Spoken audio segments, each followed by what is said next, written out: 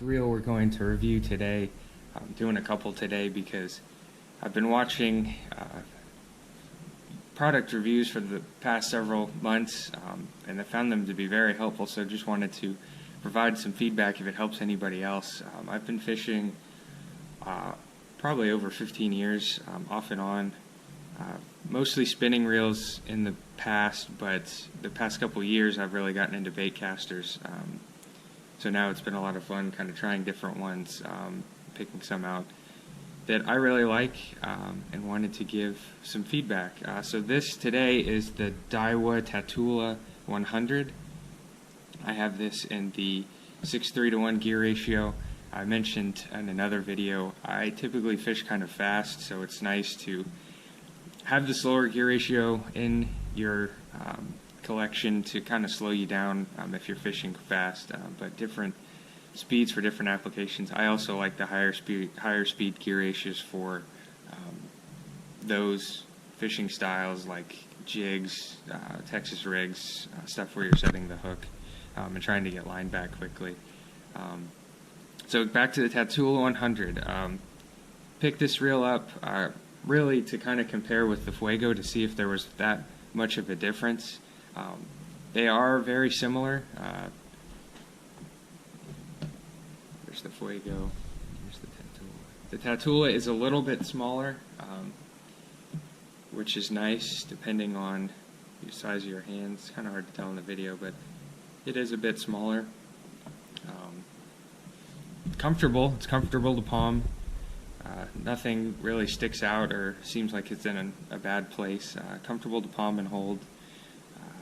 Also has this matte black finish. This one has a cool spider graphic on the side.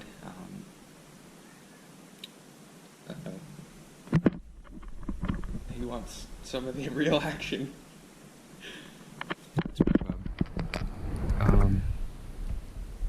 Matte black out exterior. This reel also has a aluminum frame. Like I said, I like to buy aluminum framed reels just for peace of mind, longevity. Things are all kind of held tightly together. This one also has a 90mm handle like the Tatula. It's about your standard handle size, I think, nowadays. Some reel manufacturers are coming out with 95, and I think some of the higher end Daiwas actually have a 100, but this size is fine. I kind of prefer the longer handle just for cranking in a fish, but this size is fine, no major complaints.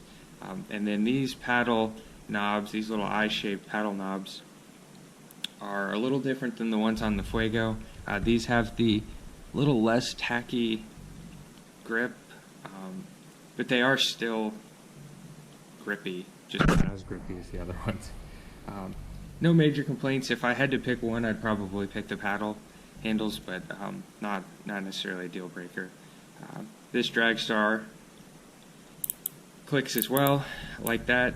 And then this spool tension knob, Daiwa calls it their zero adjuster spool tension knob. I don't see it listed on the box, but they call it the zero adjuster. The thought process and the reasoning behind this is they say it comes preset from the manufacturer, so you don't need to mess around with that, which I haven't since I got it. And all you do is change the brakes for cast controlling and braking and whatnot. I found that to be fine. I also have this one on 7. That seems to be the sweet spot I've found, at least for Daiwa reels in my casting. I don't use terribly light baits, and I don't use terribly heavy baits. I kind of fall somewhere average. 3/8 ounce, ½ ounce usually is what I most frequently throw. I know this is marketed to be a lighter line, more finesse type reel, I think, but again, I put my braid on there. I think this is, I ran out of 40 or 30 pound braid, so I put on this 50 pound braid. Again, not a promotional video, I just really like this braid. Reaction tackle on Amazon. It's held up really nice, and it's inexpensive. So I have braid on here again. Both Daiwa reels cast braid very nicely.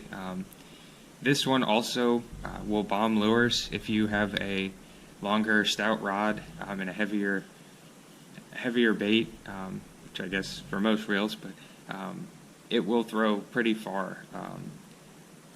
The difference between this one and the Fuego, this one has the T-wing system, what Daiwa calls the T-wing system, which is that little line guide, the open triangle kind of line guide.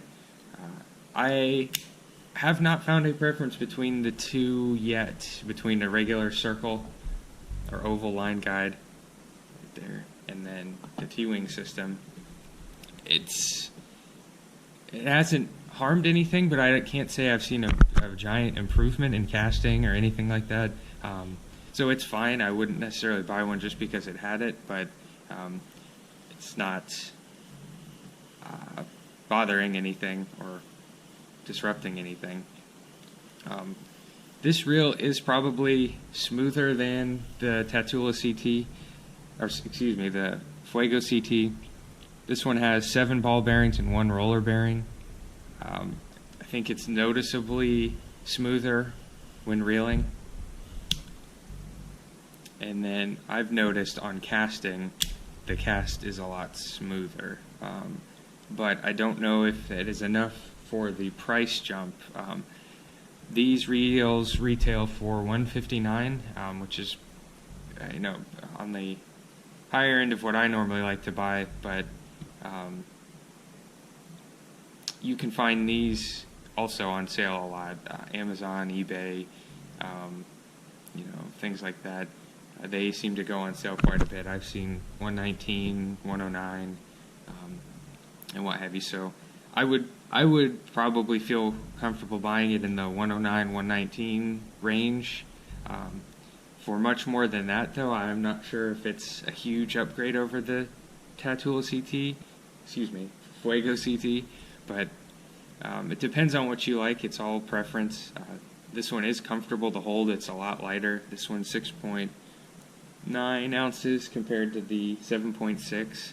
I guess not a lot, but it's you notice it, and it's a little bit smaller to hold if you like a smaller reel.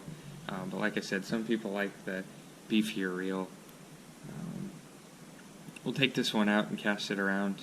I think the biggest things that I liked about this reel were comfort and smoothness when casting and retrieving.